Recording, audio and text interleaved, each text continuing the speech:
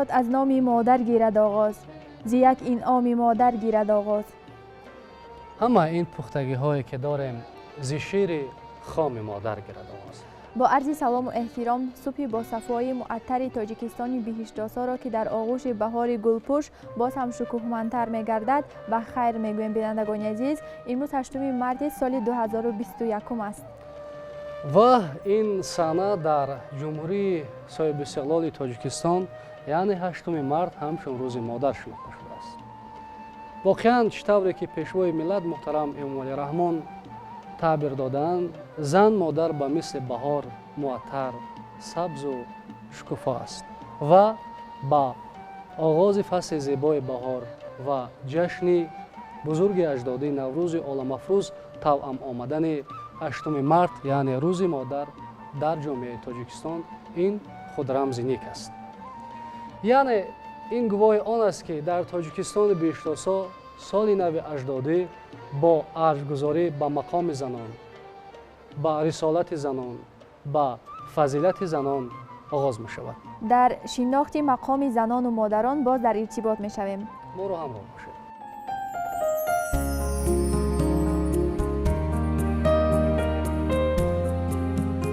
مادر گهواره و عالم را با هم می پیوندد. رسالت پرزحمت پرورش نسل‌ها را به دوش کشیده، با سیرشت و ضمیر پاکش برای هستی فرزند، آبادی خاندان و آسایش جامعه تلاش می نماید.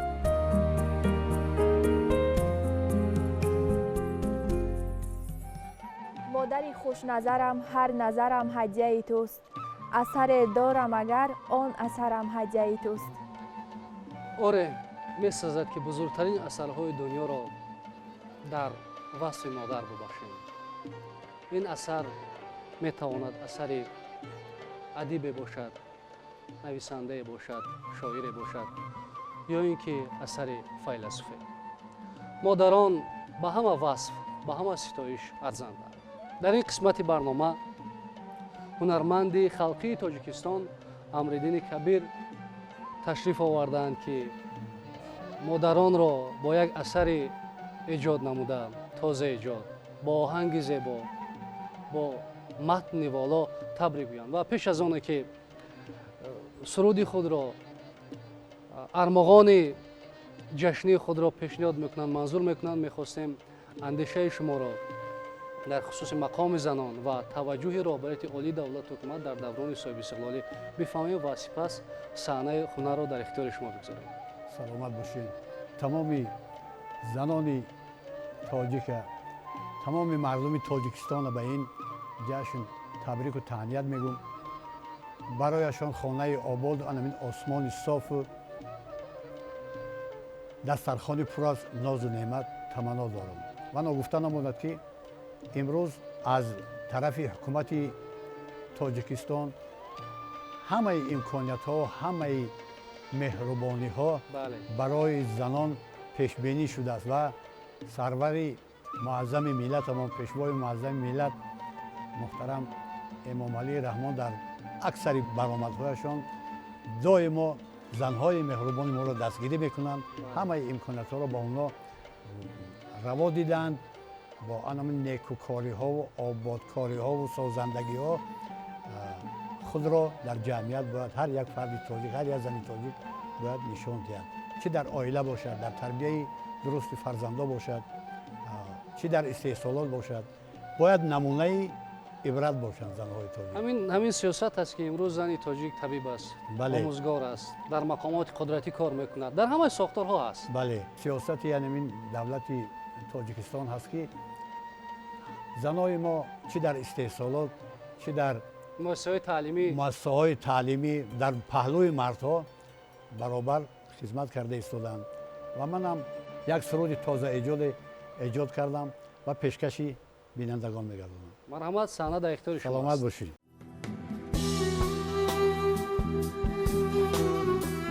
مادر مجسمه گویای زندگی و شیرین ترین لفظ در زبان آدمی می باشد.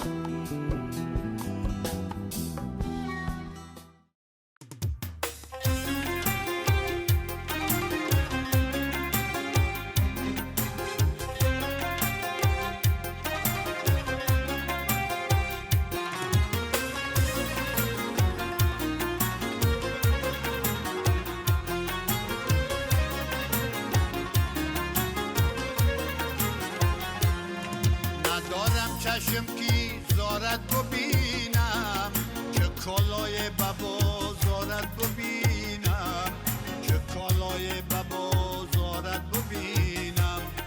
جهان در دیده ای من خار گردد، زن تاجک اگر خارت ببینم، زن تاجک اگر خارت ببینم. جهان در دیده ای من خار گردد، زن تاجک اگر خارت ببینم، زن تاجک اگر خارت ببینم.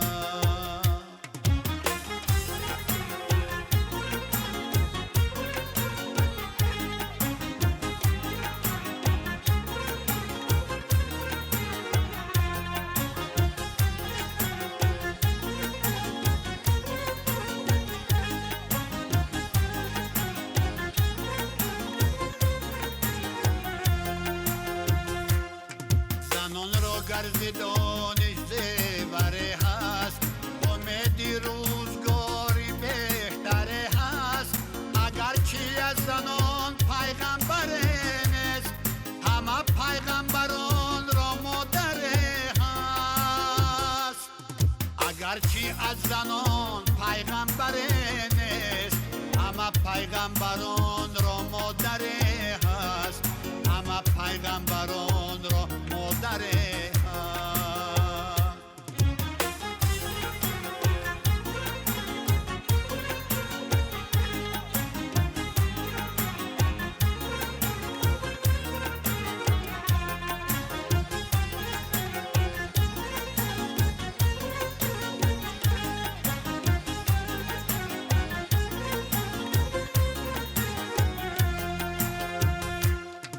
اگر ملت همه لشکر بگردد، وگر عالم همه کشور بگردد، اگر ملت همه لشکر بگردد، وگر عالم همه کشور بگردد، بقای آنچنان هرگز ندارد، بقای آنچنان هرگز ندارد. اگر به حرمتی مادر بگردد، اگر به حرمتی مادر بگردد. ایاغم خار نان و آب کودک، شبان را زنده دار خواب کودک. ایاغم خار نان و آب کودک، شبان را زنده دار خواب کودک. بهشت کودکان دامان امام است، بهشت مادران آدابی کودک، بهشت مادران آدابی کودک. بهشت کودکان